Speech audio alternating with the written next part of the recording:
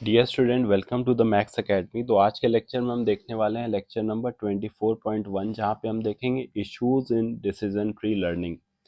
जैसा कि हम लोग जानते हैं कि हर किसी भी फैसिलिटी में कुछ प्रोज होते हैं और कुछ कॉन्स होते हैं। मतलब क्या है कि जैसे कुछ एडवांटेजेस भी होते हैं और कुछ डिसएडवांटेजेस भी होते हैं। हमने प्रीवियस लेक्चर में देखा था कि डिसीजन ट्री क्या है। डिसीजन ट्री जो है वो एक ट्री लाइक डेटा स्ट्रक्चर की तरह होता है, जहाँ पे हमारे पास कुछ डिसीजन नोड्स होते हैं, ठीक है, जहाँ पे हम कुछ डिसीजन ले पाते हैं, ठीक है। And decision tree is for both classification and regression purpose, ठीक। चूंकि ये मोस्ट कॉमनली किस पर्पस के लिए यूज होता है, क्लासिफिकेशन के लिए यूज होता है।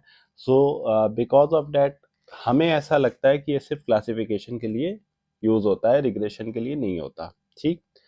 तो देयर आर सम चैलेंजेस, कुछ इश्यूज हैं डिसीजन ट्री में। जैसा कि मैंने आपको बताया था कि जैसे अगर हमारा ट्री है वो बहुत ज़्यादा लार्ज हो जाए कह लें, या कह लें बहुत कॉम्प्लेक्स हो जाए, तो जैसे ही कॉम्प्लेक्स होगा तो क्या बढ़ जाएगा, वेरिएंस बढ़ जाएगा उसका बहुत ज़्यादा, ठीक है। तो हम जानते क्या है कि हाई वेरिएंस लेड टू क्या, ओवर फिटिंग, ठीक। तो फर्स्ट हमारे पास क्या है, इश्यूज इन डिसीजन ट्री में ओवर फिटिंग है। The next one is to choose an appropriate selection measure. The next one is the handling of continuous attribute. Then improve the computational efficiency. Then handling missing values. तो इनको हम one by one जो है वो देखेंगे, ठीक है।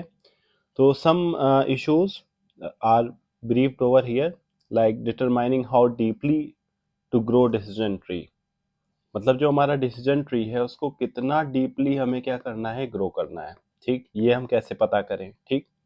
Handling continuous attributes, choosing an appropriate attribute selection method, जैसा भी हमने प्रीवियस स्लाइड में देखा। Handling training data, missing attribute values, कोई एट्रीब्यूट वैल्यूज मिसिंग है तो उसको कैसे हैंडल करें। Handling attribute with differing cost, ठीक है, जिसके कॉस्ट डिफरेंट हो, ठीक। And improving the computational efficiency.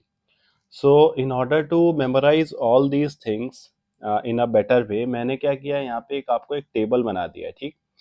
तो जो हमारा पहला कॉलम है वो किसको टारगेट कर रहा है, it is targeting to core issues, कि आपके इश्यूज क्या हैं। Then the next one is practical and technical challenges, और उसके बाद क्या है, common solution and mitigation strategies. जैसे सबसे पहले देखो आप, ओवर फिटिंग। वो मेजर जो इशू होता है हमारा ट्री का, डिसीजन ट्री का, वो ओवर फिटिंग ही होता है। कब होता है ये, जब हमारा ट्री बहुत ज़्यादा कॉम्प्लेक्स हो जाए, वो नॉइज को लर्न करने लगे, माइनर फ्लक्चुएशंस को जो है वो लर्न करने लगे, ठीक है। कॉम्प्लेक्स होगा, बहुत ज़्यादा नोट्स हो जाएंगे, जैसे मैं बना रहा हूँ यहाँ पे, ठीक है। तो वो क्या करेगा, अंडरलाइंग पैटर्न्स को नहीं वो समझ पा रहा है, ठीक है। रेदर देन क्या कर ले रहा है, लर्न कर ले रहा है, नॉइज को लर्न कर ले रहा है, माइनर फ्लक्चुएशंस को लर्न कर ले रहा है। तो जब इस तरह की चीजें करेगा तो बाय डिफॉल्ट वेरिएंस बढ़ जाएगा, और हम जो प्रेडिक्ट करना चाहते हैं वो प्रेडिक्ट नहीं कर पाएंगे। तो उसके लिए सॉल्यूशन क्या है हमारे पास, प्रूनिंग, उसके लिए हमारे पास सॉल्यूशन है। ओवरफिटिंग का सॉल्यूशन, उसके लिए हमारे पास प्रूनिंग है। प्रूनिंग जो है वो दो तरह की होती है, एक होती है प्री, एक होती है पोस्ट। तो प्री प्रूनिंग में क्या होगा, हम ट्री को स्टॉप कर देंगे growing once a certain depth और क्राइटेरियन इज रीच्ड, ठीक है। एक क्राइटेरिया पे जैसे ही वो पहुंचेगा वहां पे हम उसकी ग्रोथ को स्टॉप कर देंगे।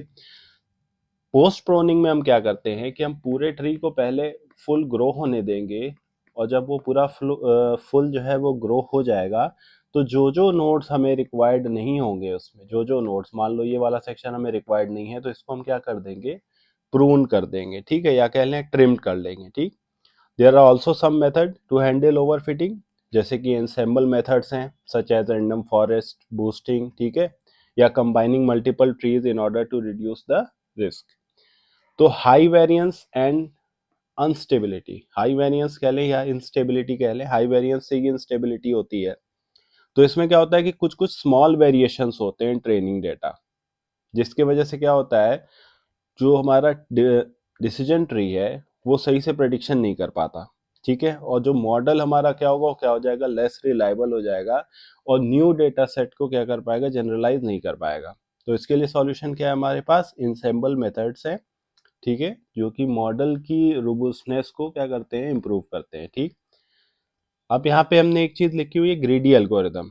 जैसे बहुत सारे डिसीजन ट्री एल्गोरिदम्स क्या करते हैं कि वो स्प्लिट करते जाएंगे बेस्ट स्प्लिट के हिसाब से, ठीक है, in order to optimize the immediate result, लेकिन वो गारंटी नहीं करते कि जो ओवरऑल आपका ट्री का स्ट्रक्चर है वो ऑप्टिमल होगा या नहीं। ठीक है, बहुत सारे ऐसे ग्रीडी एल्गोरिदम्स हैं। ठीक है, कुछ टॉप डाउन अप्रोचेस आप शायद पहले से जानते हो, जैसे ID3 है, ठीक है, C4.5 है, ठीक है। ID3 तो मैंने अपने प्रीवियस लेक्चर में डिस्कस भी किया है, ठीक है। तो these are use for selecting the best split at each step to optimize the immediate results. ठीक, इसका हम कैसे सॉल्यूशन ला सकते हैं? इसकी क्या है सॉल्यूशन? इसमें हम कर सकते हैं हाइपर पैरामीटर ट्यूनिंग, या फिर इंसेंबल मेथड्स, या both, which can help address the limitations of the greedy search. अब बात आती है हमारे पास bias from imbalanced data। तो जो डिसीजन ट्री होगा वो बायस हो सकता है toward feature with many unique values और डोमिनेंट क्लासेस। जैसे मैंने इम्बैलेंस डेटा सेट का एग्जांपल अपने शुरू के लेक्चर में दिया था कि आपके डेटा सेट में मान लिए 10 रोज हैं, 10 में से ऑलरेडी 8 जो है वो यस है और 2 जो है वो नो है, तो बाय डिफॉल्ट आपने क्या कर दिया, डेटा सेट को स्क्यूड कर दिया टुवर्ड्स यस। ठीक है, तो इम्बैलेंस डेटा सेट भी क्या है हमारे लिए एक इशू क्रिएट करता है डिसीजन ट्री में, and we can handle it using resampling. ठीक है, जहाँ पे हम केयरफुल फीचर सिलेक्शन कर सकते हैं, या फिर हम गेन रेशियो को यूज कर सकते हैं, जैसे हमारे पास इंफॉर्मेशन गेन था। Okay, the next thing is difficulty in capturing the linear relationship. तो जो डिसीजन ट्री है हमारा वो नेचुरली क्या क्रिएट करता है, स्टेप लाइक चीजों को लेके चलता है, एक स्टेप फिर एक स्टेप फिर एक स्टेप, ठीक है, इस तरह से लेके चलता है। ठीक है, कुछ थ्रेशोल्ड पे वो स्प्लिट करता है। ठीक है, चूंकि वो किसी थ्रेशोल्ड पे स्प्लिट करता है तो वो क्या हो जाता है आपका, अगर किसी थ्रेशोल्ड पे वो स्प्लिट करेगा तो वो क्या हो जाएगा, it will make them less effective eight modelling smooth continuous linear relationships in data. तो उसके लिए हम क्या करते हैं, for that data with strong linear relationship, linear regression और सपोर्ट वेक्टर मशीन को हम यूज कर सकते हैं। ठीक है, तो यहाँ पे हमारे पास कुछ प्रैक्टिकल चैलेंजेस थे, जैसे हैंडलिंग कंटिन्यूअस एट्रीब्यूट्स।